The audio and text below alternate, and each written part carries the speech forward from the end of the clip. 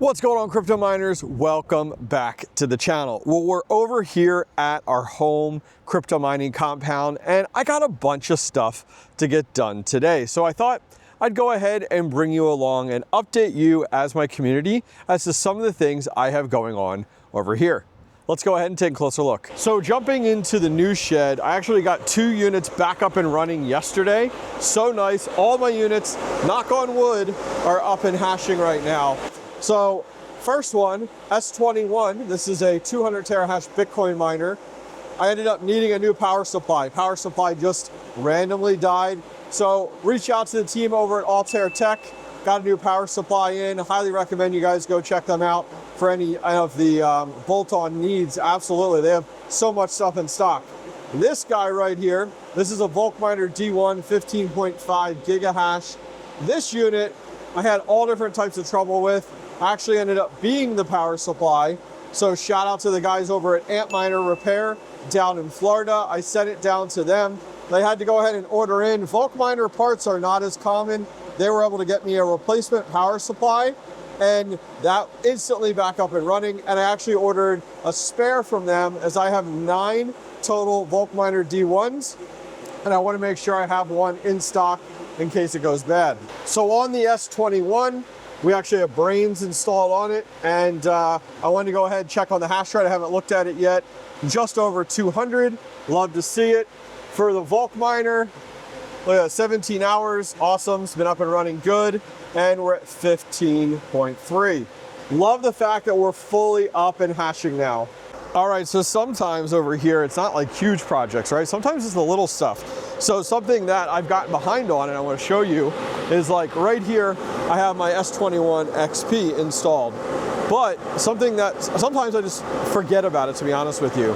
So inside here, these have actually flaps. You know, they have a critter guard and then there's actually a flap. And I don't like having the flaps as resistance for the miners coming out of here. You know, even though that flap's blown open, you naturally think, oh, not a big deal. Well, when you have it actually tacked up, like see here, it's actually, I've done a self-tapper, it's tacked up, so it's less resistance going back on the actual inline fan.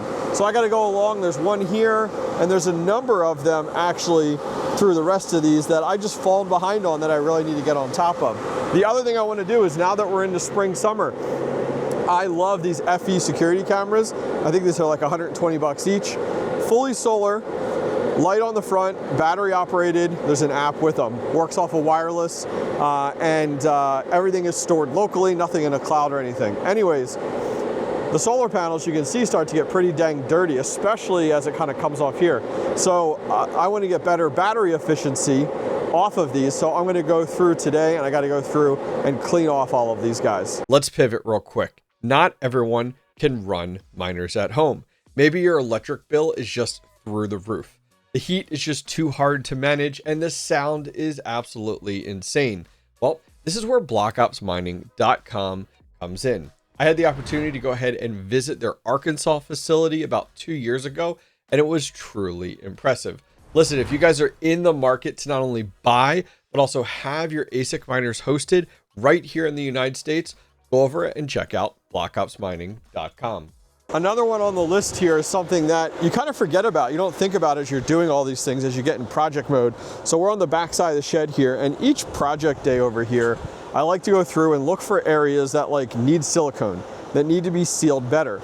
And there's always more, guys, there's always more. So a great example here, I'm on the back side, and if you look up, we had installed, when we did our build setup here, we had installed on the back inside here, you can see, look, here's a little nail pop. But then look, you have some screws on the backside. Well, there's no silicone over top of those. And you might be like, who cares, it's not a big deal. Well, I'm trying to avoid any like water or leaks getting in there. Not to say there absolutely will be, but it takes me all of a few seconds just to put a little bit of silicone on there. And then even like all of those that I saw there, there's even some more over here. Look over here, see?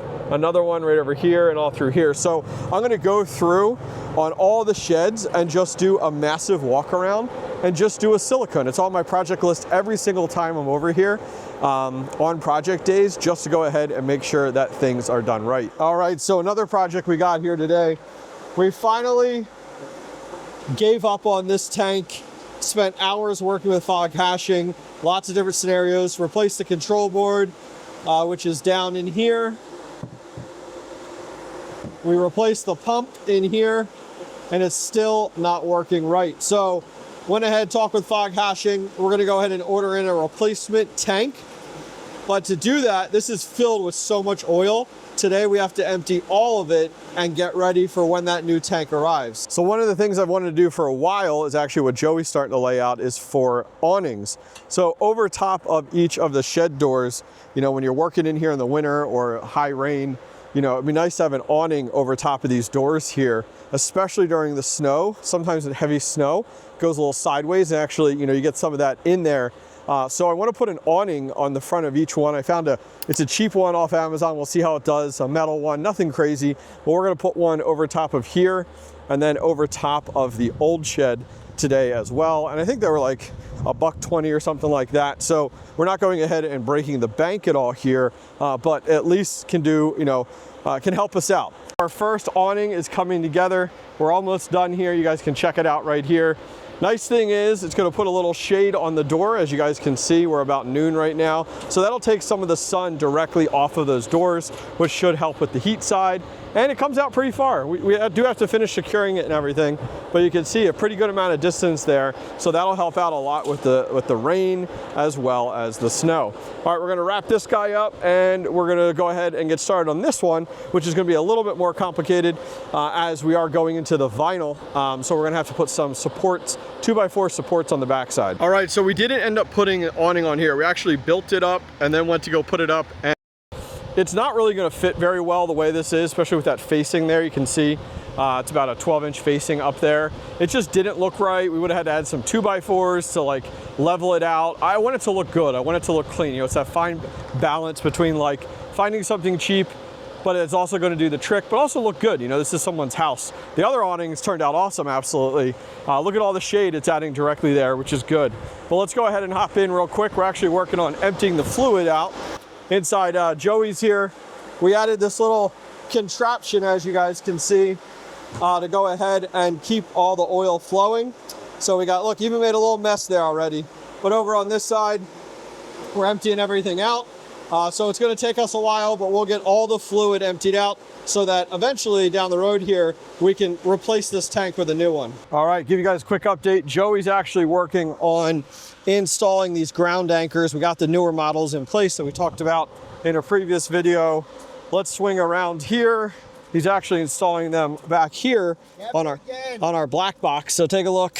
Turned out really, really nicely. Just to go ahead and hold it in place, just in case of any crazy high winds or any possible tornado, who knows. But he's over here working.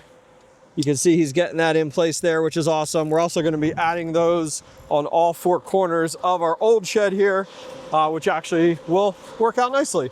So something I wanted to show you guys, I showed this in a previous video that I found in our last project video. I have a PDU, so take a look.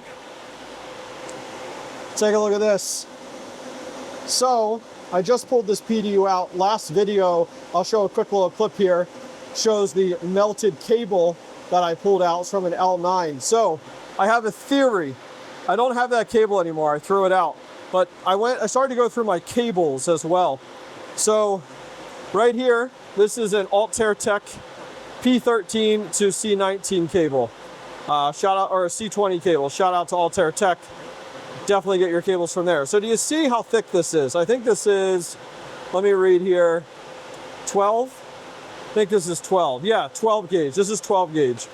I found a few of these in my cable bin. Does this look 12 gauge? And also really cheap plastic, so I'll show you. So let me put them next to each other here. Take a look. Altair Tech, this is the cheap one. I have a feeling, I don't know how these got in with my mix. I don't know where, if they were an Amazon buy or something, but this one is like 16 gauge. It is so much thinner, to be honest with you. This one, definitely from Altair Tech, much better quality. This one's like a cheap plastic branded one here. So anyways, I am going to be throwing these out to be safe. I don't have 100% because I didn't keep the cable as to if it was that, but I'm swapping out this PDU here with a new one right here from Altair Tech. All right guys, so that's going to wrap things up over here today. it is like always nonstop. You know, when you're thinking about like running your own home Bitcoin mining kind of mini operation, and you start to scale more and more like I have, you know, we started at home, we moved over to this shed, we expanded, filled that up, we moved over to that shed there. You know, it's never ending. You know, I actually have a list. It's called Shed Master List, and it's like every time I take things off of it and I'm over here, I add to it, which is absolutely wild. You know, I can only imagine, you know, once these are fully filled up, we'll probably be right around 45 units here. I can't imagine running an operation of thousands and thousands of miners. Absolutely wild. But that's gonna wrap things up for today, guys. Appreciate you guys just coming along with me on a day where I gotta get some stuff done over here. Super blessed. Today was like amazing weather out here in the 60s.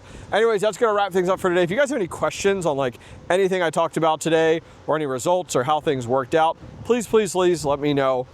We did not get a chance on this awning, unfortunately. It did not fit properly. Gonna have to order something different, so I'll keep you guys in the loop. But thank you guys very much for watching. I'll see you guys next time. Sorry to interrupt your video, guys, but wanted to give you guys a heads up that I launched a podcast. Yes, a podcast. It is called the Everyday Miner Podcast. You can find it on every major podcast platform out there. We actually just hit 70 episodes total over there. So please go over and check it out. You're going to find a variety of different content.